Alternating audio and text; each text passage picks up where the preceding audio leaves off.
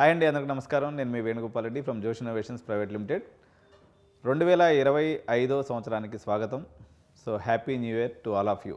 అయితే happy new ఇయర్లో ప్రతి సంవత్సరం కూడా మనం ఆ రెజల్యూషన్ చేసుకుంటాం, ఈ రెజల్యూషన్ చేసుకుంటాము, వెయిట్ తగ్గాలనుకుంటాము, లేకపోతే ఇంకా రకరకాల రెజల్యూషన్స్. ఈ సంవత్సరం బ్రహ్మాండంగా చదివేసి మన జేఈ మెయిన్స్లో మంచి పర్సంటేజ్ తెచ్చుకోవాలా, నీట్లో మంచి మార్క్స్ తెచ్చుకోవాలా, లేకపోతే క్యాట్ ఎగ్జామ్లో మంచి మన ఎంబీఏ కాలేజ్ సాధించాలనేటువంటి రెజల్యూషన్స్ చాలా చేసుకుంటూ ఉంటారు. కానీ మీరందరూ BiPC, MPC, CEC, HEC and all parents and students ఈ రెజల్యూషన్ ఏదైతే తీసుకోవాలని నేను మీ అందరికీ సజెస్ట్ చేస్తున్నానో, ఈరోజు ఆ రెజల్యూషన్ గురించి నేను మీకు తెలియజేయబోతున్నాను అనమాట. So irrespective of the age, ఈ జనరేషన్ ఏదైతే ఉందో, ఇప్పుడు మాకైతే పేరెంట్స్ ఏజ్ తీసుకున్నప్పుడు, పర్టికులర్గా ఇప్పుడు ఉన్నటువంటి పేరెంట్స్ ఏజ్ తీసుకున్నప్పుడు ఒక 40 నుంచి 50 ఇయర్స్ ఏజ్ ఉన్నటువంటి పేరెంట్స్, లేదా 35 నుంచి 50 years parents, majority of the time మనము స్క్రీన్ని ఇట్లా ఇట్లా ఇట్లా ఇన్స్టా తిప్పడంతోనే రోజంతా గడిచిపోతూ ఉందన్నమాట. సో దీనివల్ల ఎటువంటి పరిణామాలు రాబోతున్నాయి, సో ఈ యొక్క డిజిటల్ అడిక్షన్ ఏదైతే జరిగిందో లాస్ట్ 5 ఇయర్స్లో ఈ డిజిటల్ అడిక్షన్ యొక్క సిచ్యువేషను చాలా ఘోరంగా తయారయ్యేటువంటిది. దీన్ని ఇప్పుడు మామూలుగా మన తెలుగు రాష్ట్రాల్లో ప్రత్యేకంగా చూసుకున్నప్పుడు ఎపిడమిక్, అంటే జనాలందరినీ ఇబ్బంది పెడుతున్నటువంటి ఒక రోగం ఏది ఉందంటే అది బీపీ షుగర్ అని చెప్పొచ్చు. కానీ ఈ బీపీ షుగర్ని మించినటువంటి అత్యంత పెద్ద రోగం అన్నమాట ఈ యొక్క డిజిటల్ అడిక్షన్ అనేది. సో దీని గురించి మనం ఈరోజు చర్చించుకుందాం. 2025లో అటుపక్క విద్యార్థులు కానీ, తల్లిదండ్రులు కానీ, లేకపోతే మన జనరేషన్స్ బాగుండాలి అన్నట్లయితే ఈ యొక్క డిజిటల్ అడిక్షన్ దాని నుంచి మనం తప్పించుకోవాల్సిన అవసరం ఎంతైనా ఉంది. సో నేను నా రెజల్యూషన్గా, లేకపోతే నా యొక్క సబ్స్క్రైబర్స్ అనుకోండి, లేకపోతే నా వ్యూయర్స్ అనుకోండి, మీ అందరూ కూడా సుఖ సంతోషాలతో ఉండాలన్నా, మీ యొక్క ఫ్యామిలీ రిలేషన్స్ కానీ, మీ ఆరోగ్యం కానీ, మీ యొక్క బ్రెయిన్ హెల్త్ కానీ ఇవన్నీ బాగుండాలన్నట్లయితే ఈ యొక్క డిజిటల్ రెజల్యూషన్ అనేది తీసుకోవాలి. దీని గురించినటువంటి కొన్ని వాస్తవాలని మీరు తెలుసుకోవాల్సినటువంటి అవసరం ఉందన్నమాట. సో 2024లో మనం తీసుకున్నప్పుడు యావరేజ్గా ఒక మనిషి, లేకపోతే ఒక స్టూడెంట్, లేకపోతే ఒక వ్యక్తి 7 గంటల 23 నిమిషాలు యావరేజ్ను ఫోన్ మీద స్పెండ్ చేస్తూ ఉన్నాడు. సో జనరల్గా మన వర్కింగ్ అవర్స్ ఎన్ని అంటాం, మనం ఒక కంపెనీకి పోతే ఒక 8 గంటలు పని చేస్తే దాన్ని ఒక డ్యూటీ డే అంటాం. అట్లాంటిది కేవలం ఈ స్క్రోలింగ్ అనమాట, ఇదే పని. ఆ ఇన్స్టాలో రీల్స్ వస్తూ ఉంటాయి, ఇక దాన్ని తిప్పుతానే ఉంటాం పైకి. కొంతమంది ఇన్స్టా అయితే, కొంతమంది ఫేస్బుక్ అయితే, కొంతమంది వచ్చేసి గేమ్స్ అయితే, మరి కొంతమంది యూట్యూబ్ వీడియోస్ అయితే, ఇంకొంతమంది బ్రేకింగ్ న్యూస్లు అయితే. అన్నెసరీ అంటే digital knowledge or digital literacy is required, కానీ దానికి ఒక లిమిట్ లేకుండా 7 గంటల 23 నిమిషాల ప్రొడక్టివ్ అవర్స్ని కేవలం స్క్రోల్ చేయడానికే ఉపయోగపడుతున్నటువంటి మన యువత ఏదైతే ఉందో వాళ్ళకి ఇది ఒక వేకనింగ్ ఇయర్ 2025. ఇది ఇంకా డేంజర్ బెల్స్ మోగించేటువంటి అవకాశం ఉంది. సో దీనికి సంబంధించినటువంటి కొన్ని పాయింట్స్ మనం ఈరోజు డిస్కస్ చేద్దాం. ఈ సోషల్ మీడియా డిపెండెన్సీ ఏదైతే ఉందో మనుషుల యొక్క జీవితం యొక్క ముఖ చిత్రాన్ని మార్చేయబోతుంది అనమాట. మీరు ఒక యంగ్ ప్రొఫెషనల్స్ కావచ్చు, లేకపోతే ఏంటంటే మీకు ఈ నోటిఫికేషన్స్ ఇట్లా తిప్పుతూ పోయేటప్పుడు మీరు ఆ ఫోన్ కొద్దిసేపు కానీ లేకపోతే మీరు యాంగ్జియస్గా ఫీల్ అయిపోతారు, ఏదో మిస్ అయిపోయినట్టుగా ఫీల్ అయిపోతారు. మీ యొక్క లైఫ్లో ఏదో ప్రీషియస్ మూమెంట్స్ మిస్ అయిపోయినాయి కొద్దిసేపు ఫోన్ లేకపోతే అనేటువంటి భావన మీకు కలుగుతుంది. సో ఇదంతా ఎట్లా జరుగుతుందంటే ఈ యొక్క ఎవరైతే ఈ యొక్క యాప్స్ తయారు చేస్తారో, ఈ యొక్క ఇన్స్టా తయారు చేస్తారో, వీళ్ళు అత్యంత జాగ్రత్తగా మీ బ్రెయిన్ని ట్యూన్ చేస్తూ ఉంటారనమాట. ఎందుకంటే మీరు దాన్ని అడిక్ట్ అయిపోయేటట్టుగా వాళ్ళ రకమైనటువంటి అల్గరిథమ్స్ అంటారు, వీటిని అల్గరిథమ్స్ని వాడి ఆ రకంగా ట్యూన్ చేయడం వల్ల మీరు దానికి బానిస అయ్యేటువంటి పరిస్థితి ఉంది. సో ఇప్పుడు మనం ఈ వేకప్ కాల్ అనేది ఏంటనేది చూసినట్లయితే, ఇప్పుడు ఈ రకంగా ఈ ఫోన్ని తిప్పడం అనేది ఈ యాప్స్ చెకింగ్ చేసుకుంటూ ఉంటారనమాట. తర్వాత ఈ ఫోన్ని ఎవ్రీ ఒకసారి మళ్ళీ ఫోన్లో జోబీలో ఫోన్ ఉందా లేదని చెక్ చేసుకుంటూ ఉంటారు.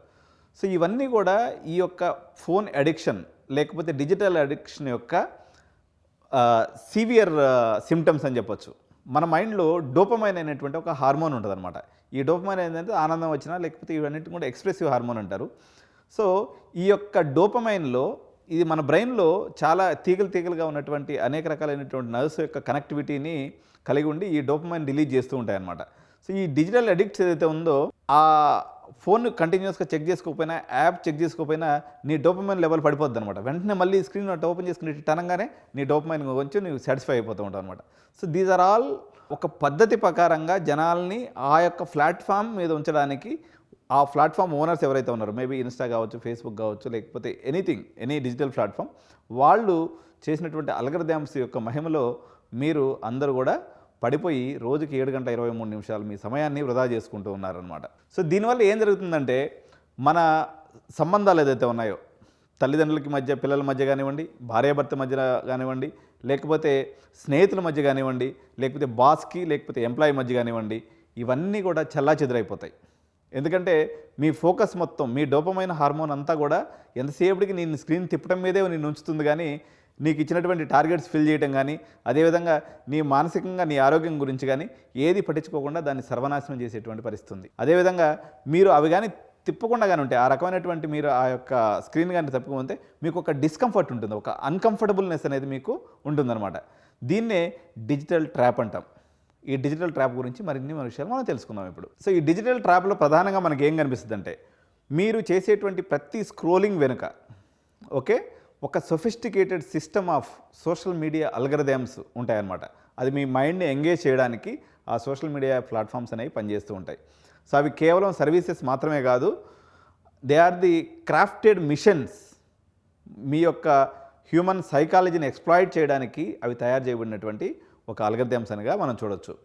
సో ఈ ఇన్ఫినిట్ స్క్రోల్, అదేవిధంగా ఆటోప్లే ఫీచర్స్, పర్సనలైజ్డ్ కంటెంట్ అనమాట. అంటే నువ్వు ఒక చెప్పులు కొనాలి, లేకపోతే ఒక డ్రెస్ కొనాలి అన్నట్లయితే దానికి సంబంధించినటువంటి ఇన్స్టా రీల్స్ అనేవి మీకు కంటిన్యూస్గా అవి రికమెండ్ చేస్తూ ఉంటుంది, అవి వస్తూనే ఉంటాయి అనమాట. సో మనం అది చూసాం కదా, ఇది చూస్తే ఎట్లుంటుంది, దాని బదులు ఇది కొంటే ఎట్లుంటుంది అంటే నీ మైండ్ మొత్తం ఉక్కిరి బిక్కిరి చేసేసి మీరు అనుకుంటారు, అరే నేను ఇట్లా అనుకున్నది వీడికెడ తెలిసిపోయింది అనుకుంటాం అనమాట. ఒక్కసారి మీరు సెర్చ్ అంటూ చేసినారంటే, you want to buy some car అని కొట్టినామంటే ఆ కారుకు సంబంధించినటువంటి రీల్స్ మిమ్మల్ని బొంబార్డ్ చేస్తాయి, కంటిన్యూస్గా వస్తూనే ఉంటాయి. సో ఇవన్నీ కూడా ఒక డెలిబరేట్ డిజైన్ చాయిసెస్ మిమ్మల్ని ఆ యొక్క డిజిటల్ ట్రాప్లో బందీ చేయడానికి ఇది పన్నినటువంటి ఒక విధానము. అది గుర్తుంచుకోవాలి. హ్యూమన్ బీయింగ్ యొక్క వెల్బీయింగ్ కోసం మనం డిజిటల్ కంటెంట్ వాడాలి తప్ప మనల్ని ట్రాప్ చేసుకొని మనల్ని ట్రాప్లో పడిపోయి ఎటు పనికి రాకుండా పోయినటువంటి విద్యార్థులు అనేక మంది మా దగ్గర కౌన్సిలింగ్కి వస్తూ ఉంటారు అనమాట. సో వాళ్ళు పేరెంట్స్తో మాట్లాడరు, వాళ్ళ స్నేహితులతో మాట్లాడరు, ఒక రూమ్లో కూర్చుంటారు, ఏదర్ గేమ్స్ అన్న ఆడుతుంటారు, లేకపోతే ఆ స్క్రోలింగ్ చేసుకొని రీల్స్ అన్న చూస్తూ ఉంటారు. సో ఒక రియాలిటీ చెక్ ఏంటి అని మనకి చూద్దాం మనం ఇప్పుడు. సో యాక్చువల్గా ఒక రియాలిటీ చెక్ అని మనం గమనించినట్లయితే అటెన్షన్ స్పాన్ అనేటువంటి ఒక పదం మీరు తెలుసుకోవాలి. అటెన్షన్ స్పాన్ అంటే ఒక వస్తువు మీద కానీ లేకపోతే ఒక దాని మీద కానీ మనం ఎంతైతే ఏకాగ్రత ఉంచుతామో దాన్ని అటెన్షన్ స్పాన్ అంటారు. జనరల్గా 2010లో ఒక క్యాలిక్యులేషన్ లేకపోతే ఒక రీసెర్చ్ ప్రకారము ఈ యొక్క అటెన్షన్ స్పాన్ అనేది మనకి 12 సెకండ్లుగా ఉండింది. సో ఈ యొక్క 14 ఇయర్స్లో అది ఎంతకు డ్రాప్ అయిపోయిందంటే 8 సెకండ్లకి డ్రాప్ అయిపోయింది అనమాట. సో దీన్ని ఒక గోల్డ్ ఫిష్ అని చెప్పి అంటారు. గోల్డ్ ఫిష్కి 8 సెకండ్ల అటెన్షన్ స్పాన్ ఉంటుంది. ఆ స్థాయికి మనం దిగజారిపోయాం. ఇంకోటి ఏం చేస్తున్నాం అంటే మల్టీ టాస్కింగ్ అంటే ఏంటంటే ఒక పనిని ఒకే సమయంలో చాలా పనులు చేస్తుంటారు అనమాట. ఉదాహరణకి మదర్ చేస్తుంటారు కదా, ఒక పక్క వంట చేస్తుంది, ఇంకో పక్క టీ పెడుతుంది, ఇంకో పక్క మనకి క్యారేజ్ దగ్గర చేస్తుంది. దీన్ని మల్టీ టాస్కింగ్ అంటారు. సో మనం ఏం చేస్తున్నాం అంటే కొద్దిసేపు అంటే ఒక స్క్రీన్లోనేమో క్రికెట్ పెట్టుకుంటాం, ఇంకొక స్క్రీన్లోనేమో బ్రేకింగ్ న్యూస్లు పెట్టుకుంటాం, ఇంకో దాంట్లోనేమో గేమ్ ఆడుతుంటాం. ఇవన్నీ చేస్తూ మనం చాలా ప్రొడక్టివ్గా ఉన్నామని చెప్పేసి మనం ఘనంగా సంతోషపడిపోతూ ఉంటాం. సో ఈ రకంగా మనం ఈ సోషల్ మీడియాలో ఉండటం వల్ల ఎటువంటి దుష్పరిణామాలు వస్తాయనేది నేను ఇప్పుడు మీకు చెప్తున్నాను. So excessive social media usage వల్ల యాంగ్జైటీ పెరిగిపోతుంది, డిప్రెషన్ పెరిగిపోతుంది, అదేవిధంగా లోన్లీనెస్ అంటే ఒంటరి అనేటువంటి ఒక భావన అనేది ఆ మనిషిలో పెరిగిపోతూ ఉంటుందన్నమాట. సో ఎవరైతే రోజుకి 2 గంటల పైన సోషల్ మీడియా ప్లాట్ఫామ్స్లో ఉంటారో వాళ్ళు ఈ యొక్క ఒంటరితనాన్ని వాళ్ళకి తెలియకుండానే అనుభవిస్తూ ఉంటారు. వాళ్ళు ఒంటరి అయిపోయేటువంటి అవకాశం అయితే ఖచ్చితంగా దీని మీద ఉంది. ఈ పిల్లలు ఇది తల్లిదండ్రులు మీరు గమనించాలి. మరి ఇప్పుడు ఏం చేయాలి? దీనికి ఏంటి అంటే విధానం డిజిటల్ మినిమలిజం అనేటువంటి ఒక ఛాలెంజ్ని మనం 2025లో ఒక ఫిలాసఫీగా తీసుకొని మనం దీన్ని ఇంప్లిమెంట్ చేయాలి. సో ఇంటెన్షనల్ యూస్ మనకు అవసరం ఉంది, లేకపోతే ఇప్పుడు మనం అది ఎక్కడికి పోవాలి, గూగుల్ మ్యాప్ పెట్టుకోవాలి, ఇది అవసరం. లేదా మనం ఒక కారు కొనుక్కోదలుచుకున్నాం, రివ్యూస్ చూసుకోవాలనుకుంటున్నాం, అది ఒక అవసరం. లేదా పర్టికులర్గా మనకు ఒక కోడింగ్లో ఏదో ఒక అర్థం కాలేదు, దానికి సంబంధించినటువంటి ఒక వీడియో చూడటం అనేది ఒక అవసరం. సో ఇవన్నీ కూడా అవసరాలు అనమాట. మైండ్లెస్ కన్జంప్షన్ అంటే దిమాగ్తో పని లేకుండా ఊరినే ఇదిగో ఏళ్ళు తిరుగుతూనే ఉంటుంది. నేను చాలామంది విద్యార్థులను చూసినాను. దీంతో ఏమైపోద్దంటే వాడు ప్రొడక్టివ్గా ఉన్నటువంటి భ్రమలో జీవితాన్ని సర్వనాశనం చేసుకుంటాడు. ఎస్టర్డే నేను ఒక వీడియో చూశాను అనమాట. జనరల్గా పొలిటికల్ లీడర్స్ యొక్క స్పీచెస్ నేను ఎప్పుడు విన్నాను. ఈయన మన జేసీ ప్రభాకర్ రెడ్డి అని చెప్పేసి ఒక వీడియో పెట్టాడు, నేను అప్లోడ్ కూడా చేస్తాను మన ఛానల్లో. ఆయనకి 74 ఏళ్ల వయసు, వెటరన్ పొలిటీషియన్, ఎప్పటి నుంచో రాజకీయాల్లో ఉన్నాడు. ఆయనట ఒక శివాలయానికి పోయాడంట ఒక 3 days బ్యాక్. వెళ్తే ఒక విద్యార్థి అక్కడ కూర్చొని పరధ్యానంలో చాలా నిరోమయమైనటువంటి పరిస్థితిలో కూర్చొని ఉన్నాడంట. చూసి ఏం రా పిల్లగా ఎందుకు ఇట్లా ఉన్నామని ఆయన రాయలసీమ యాసలో అడగడం జరిగింది. సార్ నాకు 3 ఏళ్ళు అయిపోయింది బీటెక్ అయిపోయి, నాకు ఉద్యోగం రాలేదు, అందుకని నేను ఇట్లా దిగలుగా కూర్చొని ఉన్నానని చెప్పి అని చెప్పిండు అనమాట. పాపం ఆయన కూడా సింపతి కలిగింది. సింపతి కలిగిన తర్వాత సరేరా ఎందుకు రాలేదు, ఏం చేస్తున్నావు అంటే, ఏం చేస్తున్నాను ఇప్పుడంటే నేను జాబ్ సెర్చ్లో ఉన్నానని చెప్పేసి ఆ పిల్లోడు అన్నాడు అనమాట. సరేరా మీ మదర్ ఏం చేస్తుందంటే, వాళ్ళ అమ్మ వచ్చేసి పాసి పని చేస్తుంది. పాసి పని అంటే అన్ని ఇళ్లలో పోయి పని చేసుకునేటువంటి ఒక స్త్రీ అనమాట. అతనికి తండ్రి కూడా లేడు. అంటే తండ్రి కూడా లేనటువంటి ఒక తల్లి 3 సంవత్సరాలు ఇంజనీరింగ్ చదివించడం అనేదే గొప్ప విషయం. ఈ ఎదవ 3 సంవత్సరాల పాటు జాబ్ సెర్చ్ అనే పేరుతో ఖాళీగా ఉన్నాడు చూడండి. ఆయనకు కోపం వచ్చేసి ఒక హాఫ్ అన్ అవర్ వీడియో పెట్టాడు. ఎక్సలెంట్గా ఉంటుంది, మీరు కూడా చూడండి కావాలంటే. అంటే వాడికి ఏంది అంటే, వాడు ఏదో అనుకుంటున్నాడు. వాడికి పని చేయడం అనేది మొత్తం వాళ్ళు పెట్టేసి డిజిటల్లో ఏదో ప్రయత్నం చేస్తూ రెజ్యూమ్ అప్డేట్ చేస్తున్నా, అది చేస్తున్నా, ఇది చేస్తున్నా, వాడు పని చేయడానికి రెడీ లేడు బేసికల్గా. ఈ డిజిటల్లో ఉన్నటువంటి మొత్తం విద్యార్థుల పరిస్థితే ప్రొడక్టివ్గా ఉన్నాము అనుకుంటూ వాళ్ళ జీవితాన్ని వాళ్ళే సర్వనాశనం చేసుకుంటూ ఉంటారనమాట. ఇదందరూ కూడా ఒక హెచ్చరికగా తీసుకోండి. మీరు ఇప్పుడు నేను అనేక టిప్స్ చెప్తాను. మీరు ఈ యొక్క డిజిటల్ మినిమలైజేషన్ లేకపోతే ఈ డిజిటల్ ట్రాప్ నుంచి మీరు తప్పించుకునేదానికి మీకు కొన్ని టిప్స్ కూడా చెప్తాను అనమాట ఈరోజు నేను. సో 2025 రెజల్యూషన్గా మనం నెక్స్ట్ 90 డేస్ని డిజిటల్ డీటాక్స్ ఛాలెంజ్ అనేదాన్ని మనం తీసుకుందాం. మనం అందరం కూడా మన సబ్స్క్రైబర్స్ అనుకోండి, వ్యూయర్స్ అనుకోండి. సో ఇదంతా కూడా మనం ఎక్కడైతే రిలేషన్షిప్స్ని కోల్పోయామో ఈ టెక్నాలజీని మళ్ళీ అవసరానికి వాడుకుంటూ ఈ యొక్క దాన్ని మనం చేద్దాము. అట్లని చెప్పేసి మీరు వాడేటువంటి టూల్స్ని పూర్తిగా వదిలేయమని కాదు, దీనికి కొన్ని హెల్దీ బౌండరీస్ పెట్టుకుందాం. అదేవిధంగా కాన్షియస్ యూసేజ్ ప్యాటర్న్స్ అంటే మనస వాచ కర్మణ మనం ఏం చేస్తున్నామో తెలుసుకొని ఆ రకమైనటువంటి పద్ధతిలో ఈ డిజిటల్ని వాడుకునేటువంటి మనం ప్రయత్నం చేద్దాం. ఈ 90 డేస్ ఛాలెంజ్ని ఎవరైతే యాక్సెప్ట్ చేస్తున్నారో వాళ్ళందరూ వీడియోని లైక్ చేయండి. ఫస్ట్ మీ ఫ్రెండ్స్ అందరూ కూడా వీడియోని షేర్ చేయండి.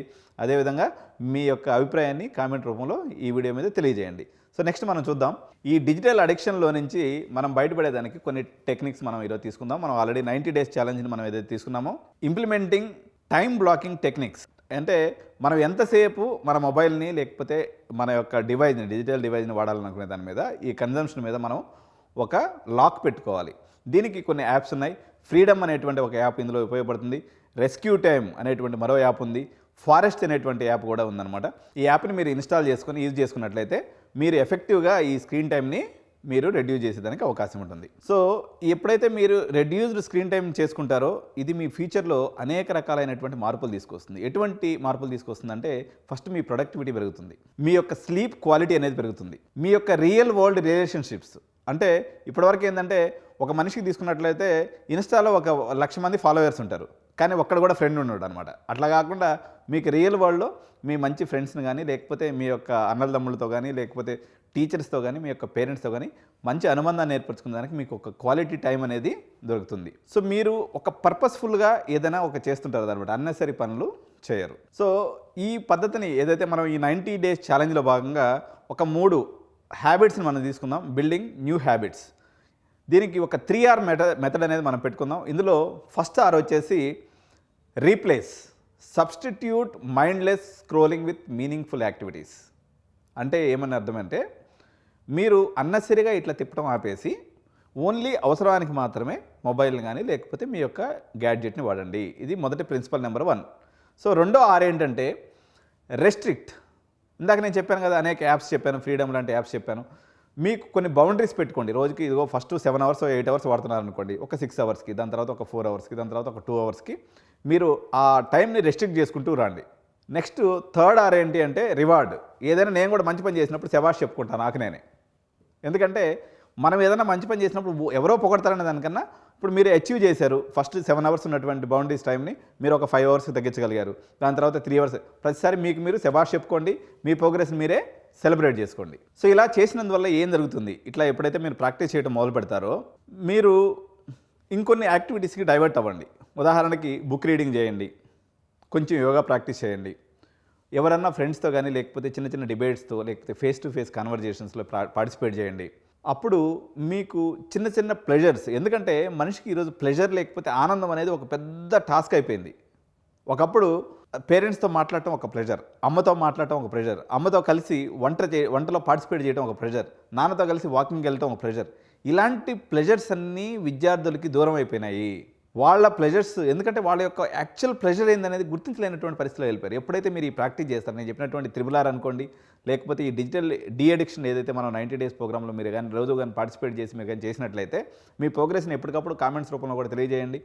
సో మనం దీన్ని ఈ రకంగా ముందుకు తీసుకెళ్దాం. సో ఫైనల్గా కన్క్లూజన్ ఏంటంటే 2025 సంవత్సరం యొక్క రిజల్యూషన్ ఏం కావాలి మనందంటే డివైజు మనల్ని డ్రైవ్ చేయటం కాదు, మనము టెక్నాలజీని లేదా డివైస్ని డ్రైవ్ చేసే పరిస్థితిలోకి మనం అందరం కూడా రావాలి. సో ఇంకొన్ని స్టెప్స్ మనం చూద్దాం ఈ డిజిటల్ ట్రాన్స్ఫర్మేషన్ గురించినటువంటి స్టెప్స్. ఇందులో ఫస్ట్ స్టెప్ ఏం చేస్తారంటే మీరు ఆ యొక్క screen time app, tracking app చెప్పాను కదా, యాప్ని డౌన్లోడ్ చేసుకోండి. ఫస్ట్ మీరు ఐడెంటిఫై చేయాలన్నమాట. మీరు బాగా ఎక్కువ మీ టైం కన్జ్యూమ్ చేస్తున్నటువంటి యాప్స్ ఏమున్నాయో ఒక 3 నోట్ చేసుకోండి. ఫస్ట్ వాటి మీద వర్కౌట్ చేయండి, వాటి యొక్క టైంని తగ్గించుకునేటువంటి ప్రయత్నం చేయండి. ఏదైతే మనం డిజిటల్ రెవల్యూషన్ ద్వారా ఇంత టెక్నాలజీని సాధించామో వాటిని మనం ఎంజాయ్ చేయాలంటే ఫస్ట్ మనం ఉండాలి, మనలాగా ఉండాలి, మనం స్పృహతో ఉండాలి. అప్పుడే ఈ టెక్నాలజీని కానీ లేకపోతే ఈ యొక్క గ్రోత్ని కానీ మనం ఎంజాయ్ చేయగలం తప్ప మనం దానికి దొరికిపోయినాం అనుకో మన యొక్క ఎంజాయ్మెంట్ ఎటువంటిది కూడా మనకు ఉండదు. అదేవిధంగా పోస్ట్ డిజిటల్ ఏజ్ అంటే ఇంకొక 10 ఏళ్ళ తర్వాత ఇంకా ఎన్నో అద్భుతమైనటువంటి రెవల్యూషన్స్ టెక్నాలజీస్లో ఎన్నో రాబోతున్నాయి అన్నమాట. సో వీటన్నిటిల్లో మీ యొక్క రిలేషన్షిప్ని ప్లస్ టెక్నాలజీని ఎవరైతే బ్యాలెన్స్ చేస్తారో they can drive the world in the next arena. So ఇదండి ఈరోజు మీకు డిజిటల్ అడిక్షన్ గురించినటువంటి చాలా ఇంపార్టెంట్ వీడియో. 2025 సంవత్సరానికి మీ అందరికి కూడా మరొకసారి శుభాకాంక్షలు తెలియజేస్తూ, అనేక రకాలైనటువంటి విద్యార్థులు వాళ్ళు గతి తప్పకుండా మీరు ఎట్లయితే ఎందుకంటే చాలామంది పేరెంట్స్ అనేక రకాలైనటువంటి ఇబ్బందులతో బాధలతో వాళ్ళ పిల్లల్ని కంట్రోల్ చేసుకున్నటువంటి పరిస్థితుల్లో మా దగ్గరికి వస్తూ ఉంటారు.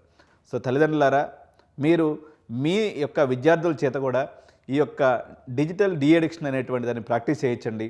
అవసరమైతే ఎక్స్పర్ట్స్ని కలవండి, సైకాలజిస్ట్ని కలవండి, లేకపోతే మాలాంటి కౌన్సిలర్స్ని కలవండి. ఖచ్చితంగా దీన్ని ఇంప్లిమెంట్ చేయకపోతే మాత్రం మీ పిల్లలు ఏకాంతంలో గడిపేసి ఒక ఆనందం అంటే ఏదో తెలియనటువంటి ఒక ముభావనటువంటి పరిస్థితిలో వెళ్ళిపోతారు. కాబట్టి దీన్ని ప్రతి ఒక్కరూ ఛాలెంజింగ్గా తీసుకొని ప్రతి ఒక్కరి రెజల్యూషన్ డిజిటల్ డిడక్షన్ కావాలని 2025 సంవత్సరం మా యొక్క సబ్స్క్రైబర్స్కి, మా యొక్క విఎస్ అందరికి కూడా డిజిటల్ డీఅడిక్షన్ ఇయర్ కావాలని కోరుకుంటూ once again happy new year to all of you. Thank you.